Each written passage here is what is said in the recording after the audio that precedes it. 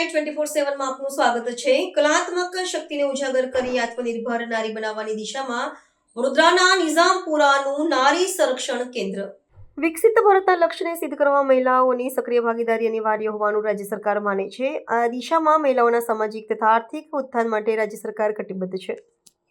આ પ્રયાસના ભાગરૂપે વડોદરા જિલ્લાના નિઝામપુરા વિસ્તારમાં કાર્યરત નારી સંરક્ષણ કેન્દ્ર દ્વારા આશ્રિત મહિલાઓમાં રહેલી કલાત્મક શક્તિને ઉજાગર કરી તેમને આત્મનિર્ભર બનાવવાની સરાહનીય કામગીરી કરવામાં આવી રહી છે।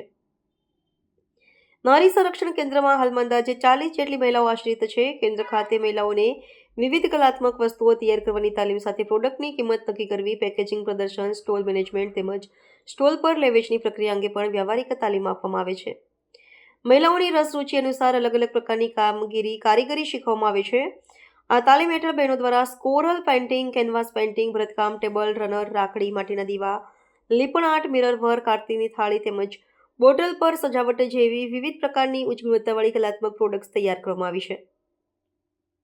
આ ઉત્પાદનોનું વેચાણ કેન્દ્ર ખાતેના સ્ટોલ મારફતે તેમજ સરકારશ્રી દ્વારા આયોજિત વિવિધ પ્રદર્શનોમાં નિઃશુલ્ક ફાળવવામાં આવેલ સ્ટોલ પર બહેનો દ્વારા જાતે કરવામાં આવે છે, જેમાંથી પ્રાપ્ત થતી આવક બહેનોમાં જ વેચવામાં આવે છે। નારી સંરક્ષણ કેન્દ્ર નિઝામપુરાના મેનેજર શ્રીમતી હેતાક્ષીબેન ચાપાનેરીએ જણાવ્યું હતું કે CSR ફાઉન્ડેશન દ્વારા ફાળવવામાં આવેલ આર્ટ એન્ડ ક્રાફ્ટના પ્રશિક્ષિત શિક્ષકો મારફતે આશ્રિત બહેનોને વિવિધ કલાઓની તાલીમ આપવામાં આવે છે। આ કલા કૌશલ્ય દ્વારા બહેનોને આત્મનિર્ભર બનાવવાનો નાનો પરંતુ મહત્વપૂર્ણ પ્રયાસ કરવામાં આવ્યો છે, જેથી જ્યારે બહેનનું પોતાના પરિવારમાં પુનઃસ્થાપન થાય ત્યારે તે ઘરે રહીને પણ શીખેલી કલા દ્વારા આવક મેળવવામાં સક્ષમ બને છે। તેમણે વધુમાં જણાવ્યું હતું કે આ બહેનોને આર્થિક રીતે પગભર બનાવવા માટે નાગરિકોને કેન્દ્ર ખાતે યોજાતા સ્ટોલ પ્રદર્શન નિહાળવા તેમજ વિવિધ મેળાઓમાં બહેનો દ્વારા તૈયાર કરાયેલા ઉત્પાદનો ખરીદી તેમને પ્રોત્સાહન આપવા અપીલ કરવામાં આવે છે।